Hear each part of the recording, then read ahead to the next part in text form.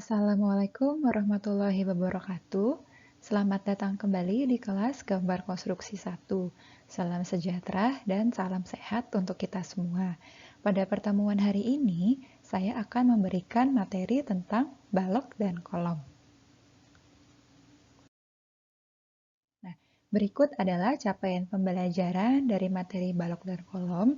Jadi ini adalah hal-hal yang diharapkan sudah kalian kuasai setelah pertemuan ini selesai. Yang pertama, kalian mampu memahami pengertian, jenis, dan detail balok dan kolom.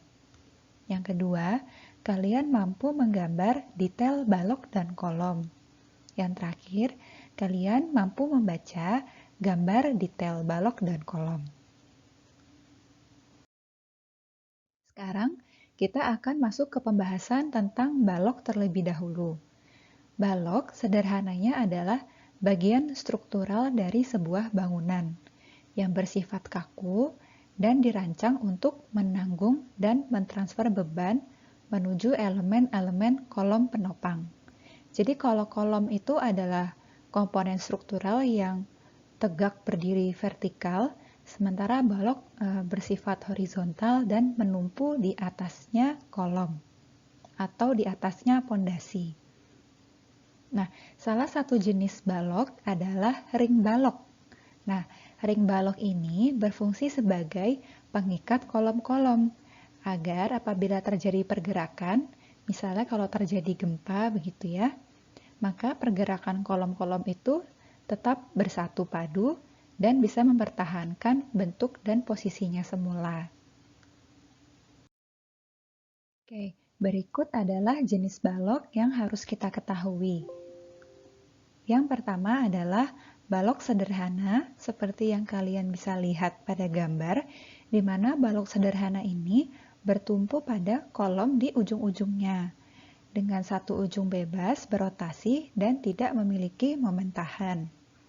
Sementara tipe yang selanjutnya adalah balok cantilever, di mana balok ini hanya didukung pada satu ujung tetap. Jadi ujung yang satu lagi menggantung, seperti yang bisa kalian lihat pada gambar. Jenis selanjutnya adalah balok kontinu, di mana balok kontinu ini memanjang secara menerus, melewati lebih dari 2 kolom tumpuan, untuk menghasilkan kekakuan yang lebih besar dan momen yang lebih kecil dari serangkaian balok tidak penerus dengan panjang dan beban yang sama. Jadi bisa kalian lihat ya pada gambar ini, berarti ada 3 kolom yang menumpu si balok kontinu ini. Dan yang terakhir adalah balok yang tetap. Jadi ujung-ujungnya ini, ujung-ujung balok ini dikaitkan kuat sehingga bisa menahan translasi dan rotasi. Nah, kalau ini adalah jenis balok berdasarkan material. Yang pertama ada balok kayu, yang kedua adalah balok baja. Jadi balok baja ini sudah mulai umum digunakan untuk pabrik industri. Dan yang terakhir adalah balok beton. Kalau untuk jenis balok beton ini masih banyak digunakan untuk perumahan maupun apartemen. Nah, pembahasan untuk balok secara definisi dan jenis sudah selesai. Kita masuk ke pembahasan selanjutnya, yaitu tentang kolom. Nah, kolom adalah batang tekan vertikal. Jadi merupakan komponen struktural dari bangunan yang berupa batang vertikal yang berfungsi untuk memikul beban dari balok. Nah, kolom ini memegang peranan penting dari suatu bangunan karena dapat mempertahankan bentuk bangunan itu sendiri apabila terjadi pergerakan.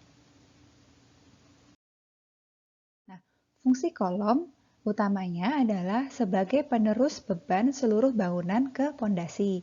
Seperti yang sudah dibahas tadi, kolom ini menerima beban dari balok, dari ring balok, maupun juga dari atap, maupun dari beban berat kolom itu sendiri.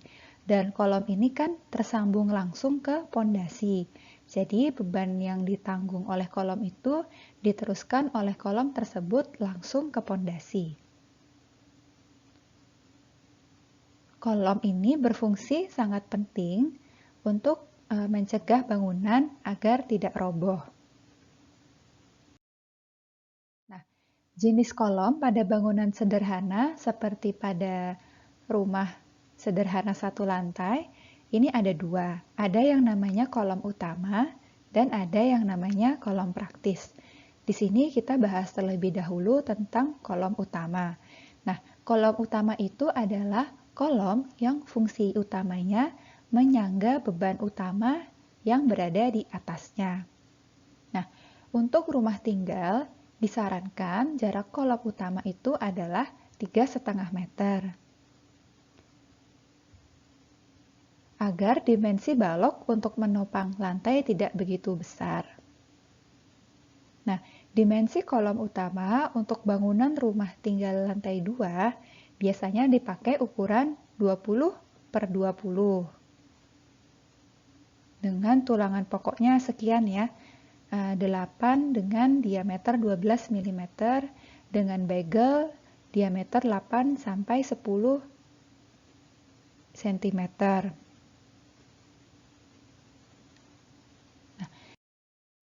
Sementara kalau kolom praktis, ini berbeda dengan kolom utama.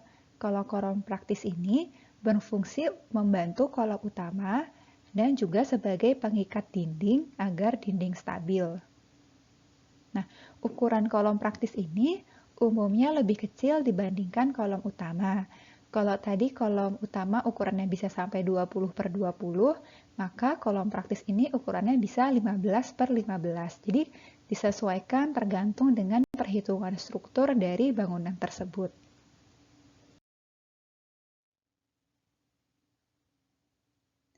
Nah, kita harus pahami juga bahwa hubungan antara kolom, balok, dan pondasi itu membentuk sebuah rangka tertutup gitu ya. Kenapa kita harus membuat rangka tertutup dari sebuah rumah atau bangunan agar bisa menyebabkan kekuatan dan kekakuan stiffness dari bangunan tersebut. Jadi antara kolom, balok, dan pondasi saling mengikat ya. Ini kolom bisa kalian lihat. Ini adalah pondasinya dan ini adalah slope yaitu balok yang terletak di bawah ya. Kalau yang letaknya di atas kolom kan ring bulk. Ini kan letaknya di bawah dan terletak persis di atas pondasi, makanya disebut sebagai slope gitu. Bisa kalian lihat bahwa mereka terikat satu sama lain membentuk sebuah rangka tertutup yang menghasilkan kekuatan dan kekakuan dari bangunan. Sekarang saya mau menjelaskan konfigurasi antara slope, kolom, dan balok. Seperti yang bisa kalian lihat pada gambar ini. Sebelumnya juga saya mau menjelaskan bahwa pada rumah sederhana satu lantai terdapat beberapa jenis balok dan kolom. Bisa kalian lihat di sini ada namanya balok ampik, yaitu balok yang membingkai atap dinding dari rumah. Ya. Lalu ada balok ring atau bisa juga disebut sebagai ring bulk atau ring balok. Ini adalah balok yang mengikat kolom di bagian atas bangunan. Oke. Lalu ada yang namanya balok latte. Balok latte ini posisinya tepat di atas ventilasi maupun pintu dari rumah sederhana kita. Fungsinya untuk mengikat dan memberikan bentuk dari ventilasi maupun rumah. Ventilasi ataupun pintu. Selanjutnya ada slope, ini balok juga, posisinya ada di bagian bawah kolom, fungsinya mengikat kolom di bagian bawah dan mengikat kolom tersebut terhadap pondasi. Lalu ada yang namanya kolom utama, yaitu kolom-kolom yang berfungsi untuk menanggung beban-beban utama dari bangunan ini dan meneruskannya ke pondasi.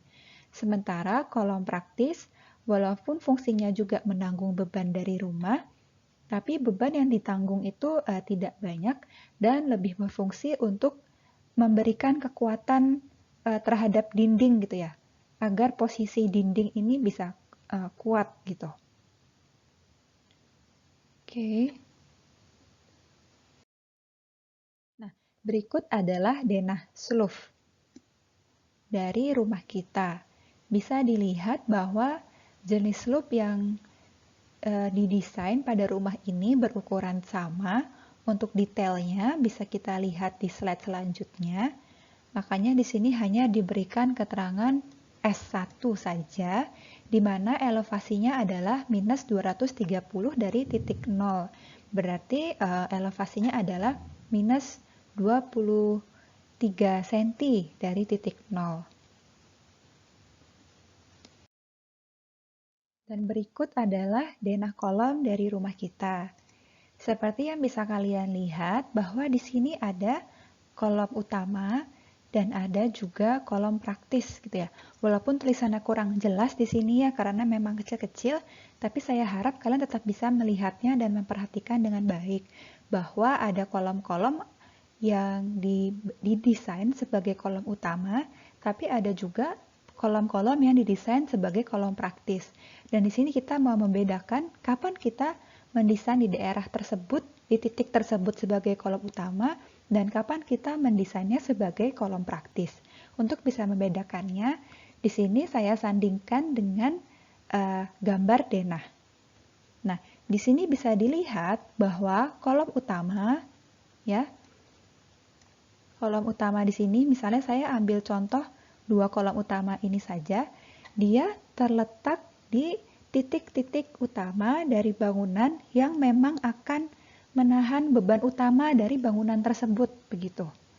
Oke, sementara kolom praktis di sini, saya berikan contoh juga untuk dua kolom praktis di sini, ya posisinya kalau kita sandingkan ada di sini, dan selanjutnya kolom praktis yang ada di belakang rumah maksud saya. Nah, di sini bisa dilihat fungsi utamanya memang bukan untuk menanggung beban utama dari bangunan, tapi lebih berfungsi untuk memberikan support terhadap pasangan batu bata, terhadap dinding gitu ya, agar bisa memberikan bentuk bangunan dinding yang kokoh begitu.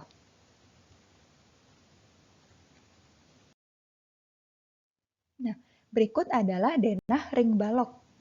Nah, ring balok ini kan merupakan balok yang mengikat kolom-kolom di bagian atas kolom. Makanya di sini bisa dilihat bahwa elevasi dari ring balk adalah plus 3075. Berarti plus 3 meter, kurang lebih ya, 3 meter dari titik 0.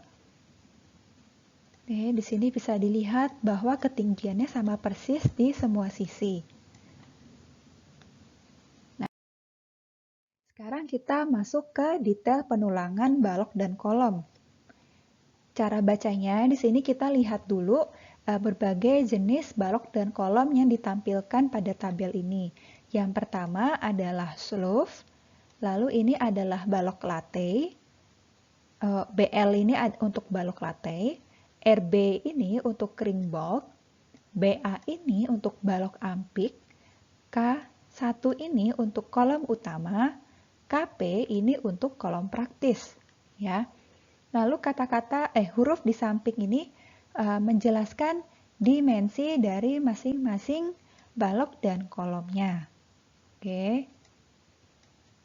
Nah, selanjutnya dijelaskan juga jenisnya. Ini untuk lapangan atau tumpuan, gitu.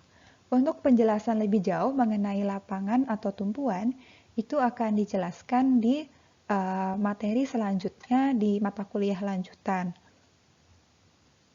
Sementara untuk desain ukuran dari masing-masing balok dan kolom ini, kita mengikuti standar yang ada terlebih dahulu saja. Karena di sini kan kita lebih mau menekankan pada gambar konstruksinya, bukan kenapa kita membuat balok dan kolom dengan ukuran seperti ini, seperti itu. Nah, lalu di dalam detail penulangan balok dan kolom ini, kita harus memberikan keterangan tulangan atas, tulangan bawah, dan sengkang. lalu tulangan pinggang kalau memang ada. Tulangan atas ini 2D10 adalah tulangan yang terletak di atas, ya, yang ini. Sementara tulangan bawah adalah yang terletak di bawah dari sloof ini. Oke, lalu sengkang ini adalah tulangan yang mengelilingi tulangan atas dan bawah. Begitu. Saya harap sudah cukup jelas. Dan ini semua berlaku untuk setiap balok dan kolom, cara membaca dari tulangan atas, bawah, maupun sengkang.